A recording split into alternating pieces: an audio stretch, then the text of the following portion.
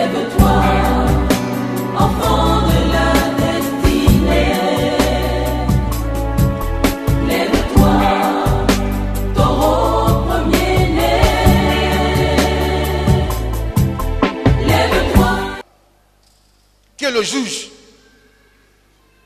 C'est Dieu. Et le péché des coupables là est cloué où? À la croix. Ça veut dire que qui sera jugé? C'est Jésus qui sera jugé. L'apôtre Paul dit, il s'est fait pécher pour nous. Alors Dieu va le juger. Sur la croix, voici ce qui s'est passé. Jésus a passé 6 heures sur la croix, de 9 heures à 15 heures. Et 6 heures là est divisé par 2. De 9 heures à midi et de midi à 15 heures.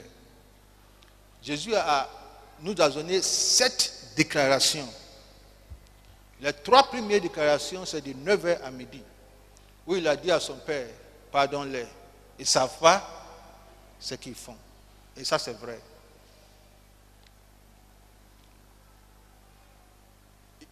Il a aussi confié sa maman, Marie, à Jean, l'apôtre. Il a confié Jean aussi à sa mère. 3e déclaration, c'est avec l'un des brigands. Quand le gars là lui a dit, souviens-toi de moi. Et Jésus lui a dit, aujourd'hui, tu seras avec moi au paradis. Les 3 premières déclarations, c'est les 3 premières heures. Les 3 dernières heures, Jésus n'a pas parlé. Au début, ni au milieu. C'est à la fin, il a fait une déclaration. Les 3 dernières heures, la Bible dit qu'il eut une obscurité totale. Il y eut des ténèbres sur toute la terre. C'est ce que la Bible dit. C'est maintenant le juge aide-moi, va condamner le coupable. Ou bien le rédempteur qui a pris le péché du coupable. Le juge. Tout ce que les Juifs et les Romains ont fait, c'est par rapport au fait qu'ils s'autoproclament roi des Juifs. Tous les chicottes là, c'est ce que ça veut dire. Cracher sur lui, l'insulter, parce qu'il se dit qu'il est roi des Juifs. C'est maintenant le vrai juge va le juger. Pour le juger, il a éteint la lumière de tout le monde. L'obscurité totale. Parce que personne ne peut voir l'atrocité que Dieu va libérer sur son Fils. Obscurité totale. C'était midi. Mais midi est devenu plus noir que minuit. C'est ici, Dieu le frappe. Et les frappes de Dieu, Jésus a plus senti ça que les frappes des hommes. Quand les hommes le frappaient, Jésus n'a pas dit beaucoup de choses, pas parlé. Quand Dieu a commencé à le frapper, pam, pam, où tous les péchés du monde, d'Adam jusqu'à je ne sais pas qui, mis sur lui, dans le noir. Personne n'a vu. Et personne ne peut témoigner ce qui s'est passé.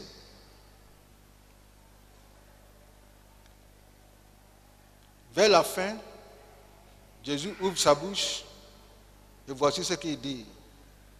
Mon Dieu, pourquoi m'as-tu abandonné?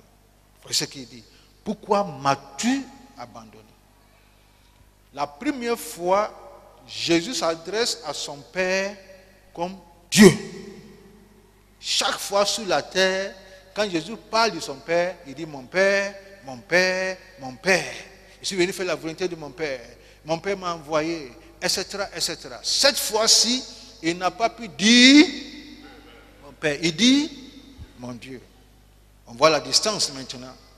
Parce que ici, le péché de l'humanité est sur lui. Dieu ne le voit plus comme son fils. Dieu le voit comme pécheur. Et Dieu l'a jugé comme pécheur. C'est ça la justice de Dieu et la sainteté de Dieu. La justice l'a condamné, la sainteté de Dieu l'a consumé. Et quand tout est fini et la lumière revient, la déclaration que Jésus va faire, il dit, j'ai soif. J'ai soif. Beaucoup de théologiens savent qu'il ne s'agit pas de soif d'eau. J'ai soif. 3 heures sans communion avec son Père. Il n'a jamais vécu ça. Il dit, j'ai soif. Il a soif de sa présence. Soif de sa présence. Tu sais, quand on dit le salaire du péché, c'est la mort, on ne parle pas de la mort physique. Est-ce que mon français est clair? On parle de la mort spirituelle et la mort éternelle. La mort veut dire simplement séparation. Ce que s'est passé 3 heures là, Jésus a connu la mort avant de connaître la mort. Est-ce que mon français est clair? Il a connu la séparation avec son Père. C'est ça la mort spirituelle. Avant de connaître, avant de mourir physiquement. Alors celui qui accepte Christ, il ne va pas connaître cette mort-là. Parce que cette mort-là a été réglée. Alors, c'est à cause de ça que Jésus dit, celui qui croit en moi ne meurt point. Si tu ne comprends pas ça, tu vas dire, mais pourquoi Jésus dit que celui qui croit en moi ne meurt point? Pourquoi mon Père est mort alors que mon Père croit en Jésus? Il faut comprendre de quelle mort il s'agit. La mort spirituelle. Dieu a dit à Abraham, à Adam, le jour où tu mourras, le jour où tu mangeras, tu mourras. Mais physiquement, est-ce que Adam est mort? Non. Tu mourras veut dire, le jour où tu mangeras, en mourant spirituellement, tu mourras physiquement. Il est mort spirituellement d'abord, avant d'être mort physiquement. Jésus aussi est mort spirituellement d'abord pour prendre tous nos péchés avant de mourir physiquement. Est-ce qu'on se communique? Et pour revenir à la vie, pour notre justification. Selon la loi romaine, si le juge juge le coupable, et le coupable sert le temps qui lui est alloué, si c'est 3 mois de prison, ou bien 20 ans de prison, ou bien 15 ans de prison, après ça, le juge doit revenir vers toi, prendre la reconnaissance des dettes, et le juge va annuler ça. En annulant ça, le juge écrit un mot. C'est un seul mot. Le mot là, en grec, c'est tetelestai. Dis après moi, tetelestai. Oh, dis ça haut et fort, c'est très important. Écris T-E-T-E-L-E-S-T-A-I. Il faut écrire, c'est un mot incroyable. Dis encore, tetelestai. Encore une fois, tetelestai. On te met 3 ans, 2 ans, 3 mois en prison. 3 mois là arrivent. Toi-même, tu n'es pas sorti pour dire, j'ai fait 3 mois, 3 mois arrivent, je sors, je m'en vais. Non. Le juge doit te déclarer libre. Mais le juge, avant de te déclarer libre, on vient prendre ta reconnaissance des dettes là. On s'en va chez le juge et le juge annule. Et il écrit tetelestai. Alors, c'est un seul mot. Quand Jésus, après 3 heures d'obscurité totale, sa déclaration, j'ai soif. Après, Jésus n'a plus parlé. Il attendait la déclaration du juge, le verdict du juge. Le juge a pris l'acte dont les ordonnances nous condamnaient. Et le juge a annulé, détruit ça. Et il a écrit le même mot que le juge romain écrit. Tetelestai.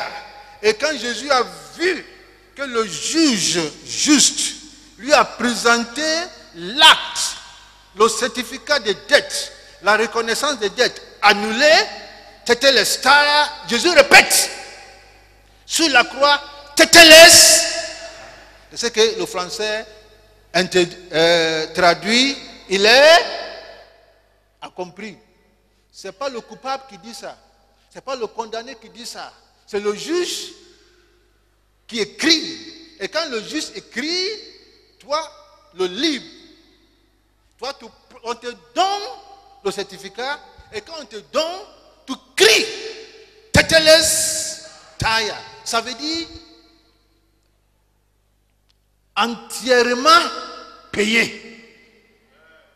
Entièrement payé. Dis après moi, entièrement payé. Le péché d'Adam, jusqu'au péché des dernières personnes, de tout temps, toute dispensation et de toute période et toute éternité, mes péchés d'hier, aujourd'hui et de demain sont entièrement tété. Et Jésus a crié tétélestai. Ici là, il a regardé l'humanité. Il lui a dit tétélestai. Eux ils ont compris. Nous, quand tu l'as dit, c'est fini, c'est accompli. Tu ne sais pas de quoi il s'agit. C'est un seul mot, ce n'est pas trois mots. Après ça, sa dernière déclaration, Père, il n'a pas dit mon Dieu, Père, entre tes mains, je confie mon esprit. Et il est mort physiquement. Il est mort physiquement. Le diable n'a aucune réclamation. Dis-moi amen. C'est à cause de ça l'apôtre Paul dit, il n'y a donc maintenant aucune condamnation pour ceux qui sont en Christ. Laisse-moi te dire, c'est ce que la Bible dit, il n'y a aucune, aide-moi, il n'y a aucune condamnation. Le juge n'a plus le droit légal de te condamner et lui, il ne te condamne pas. La seule personne qui va te condamner, c'est qui? C'est le diable. Parce que le diable, lui, c'est un menteur. Alors, il peut te condamner. Mais malheureusement, tu peux accepter la condamnation du diable. Il n'y a pas un péché ancestral. Comme aujourd'hui, maintenant, les gens viennent avec des péchés ancestraux commis. Le péché que Jésus a annulé là, c'est un péché qui couvre tout le péché de toute humanité et de tout temps et de toute génération et de toute dispensation. Tetelestai. Ma grand-mère et arrière-grand-mère et arrière-grand-mère, le péché qu'il a commis là, le juge a annulé ça. Il a mis ça sur qui? Sur Christ. Mes péchés personnels sont mis cloués à la croix. Et Dieu a puni son fils pour ma place. Et son fils déclare, Teteles, entièrement payé. Entièrement payé. Entièrement payé. Tu sais, quand je prêchais au deuxième culte, il y a un monsieur qui a fait le culte avec nous. Et il m'a dit, pasteur, ma femme et moi, ils sont de là-bas, ils sont venus, ma femme et moi, on cherchait l'église. Et Dieu nous a amenés ici. Et j'ai compris pourquoi Dieu nous a amenés ici. Teteles. Et il m'a dit, tu sais, c'est une base, c'est ce que lui m'a dit. C'est une base très très riche pour ceux qui sont dans délivrance.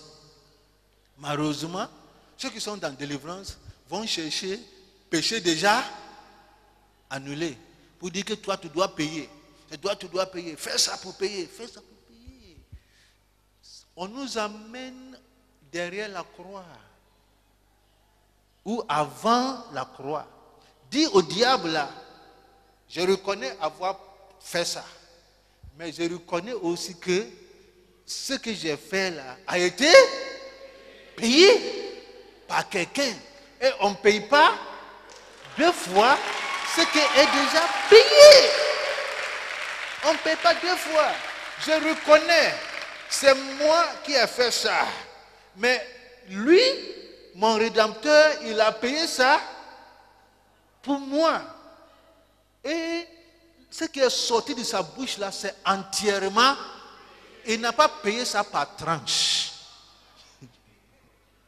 S'il payait par tranche, tu peux me dire que ce n'est pas encore payé. Mais il dit, tétélès. Je vais voir si j'ai encore le temps. Je n'ai pas le temps. Je vais finir. J'ai dépassé même le temps. Compte tenu de 4e culte, je vais m'arrêter ici. Mais écoute, voyons les 2 brigands qui étaient avec Jésus. Pour finir, les 2 brigands. J'aime ce que la Bible, tu sais, la Bible est tellement riche qu'il ne faut pas jouer avec la Bible. 2 brigands, ils ne sont pas 2 sacrificateurs. 2 brigands. L'autre, l'un dit à Jésus, mais toi, tu dis que tu es fils de Dieu là. Délivre-toi et tu vas nous délivrer. Nous on souffre. Tu guéris malade, tu fais. Et toi, tu es là, tu ne fais rien pour toi et pour nous. Jésus n'a pas parlé. Et l'autre, il dit à son frère, écoute, toi et moi, on se connaît. Nous sommes des brigands. Lui là, il n'est pas brigand. Lui là, il n'est pas brigand. Là où il est là, ce n'est pas à cause de son péché. Et il a fini de parler. Il s'adresse à Jésus. Souviens-toi de moi dans ton... Je ne sais pas qui lui prêchait. Je ne sais pas. Souviens-toi de moi dans ton royaume. Un brigand. Et quelle était la réponse de Jésus? Aujourd'hui, tu seras avec moi au paradis. Pourquoi un brigand va au paradis aujourd'hui avec Jésus? Est-ce que c'est normal? Pourquoi? Qu'est-ce qui amène le brigand au paradis? Parce qu'il a reconnu son péché et il a reconnu son Rédempteur.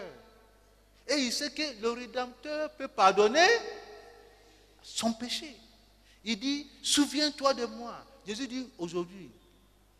L'autre là, qu'est-ce qui l'empêchait à dire, oh Jésus, pardon. C'est à cause des douleurs là que j'ai dit ça, pardon. Moi aussi, souviens-toi de moi. Il a entendu, aujourd'hui tu seras avec moi. Pourquoi il ne répète pas? Il s'en va à l'enfer. Est-ce que parce qu'il était brigand? Réponds-moi. Est-ce que parce qu'il était brigand? On ne va pas à l'enfer parce qu'on fume, s'il te plaît. On ne va pas à l'enfer parce qu'on a volé. On va à l'enfer parce qu'on n'a pas reconnu l'offre que Dieu nous a donnée. C'est ça.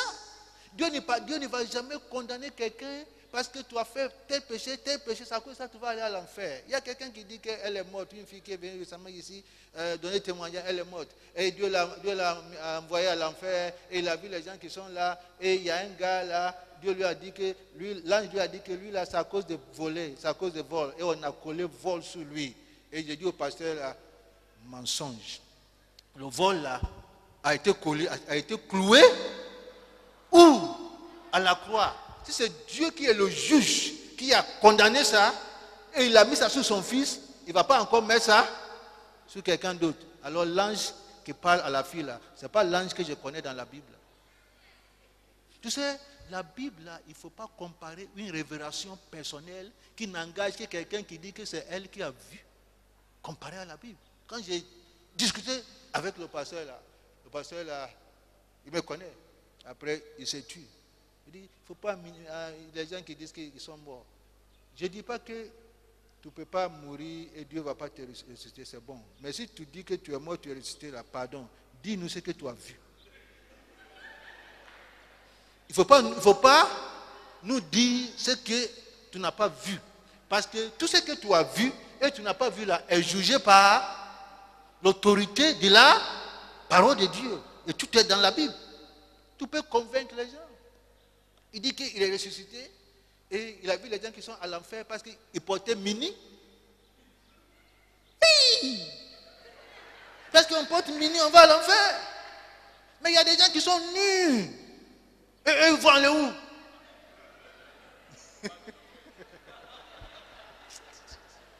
Lève la main du Seigneur, pardonne-moi. Il y a des gens qui sont nus. Eux, ils vont aller où? On va à l'enfer parce qu'on n'a pas reconnu la seigneurie de Jésus. On va au paradis parce qu'on a accepté Christ. Si ce brigand-là, Dieu lui donnait une deuxième chance de revivre sur la terre, est-ce qu'il allait encore voler, tuer les gens? C'est ça le fruit du salut. Quand Christ vient en toi, il y a ce qu'on appelle le fruit du salut. Tu ne peux pas nous dire que tu es sauvé sans porter le fruit du salut. Parce que vous le connaîtrez par leurs fruits. Ce n'est pas par leur déclaration, par leurs fruits. Prions. Tetelestai. Entièrement payé. Ton péché entièrement payé. Entièrement payé. Il ne faut pas être déçu par les gens qui vont lister les péchés de tes ancêtres. Et les péchés des gens même que tu n'as jamais vus sur la terre. Dis, c'est à cause de ça, ton problème existe. Non, sis, tetelestai, entièrement payé. Lève-toi, enfant.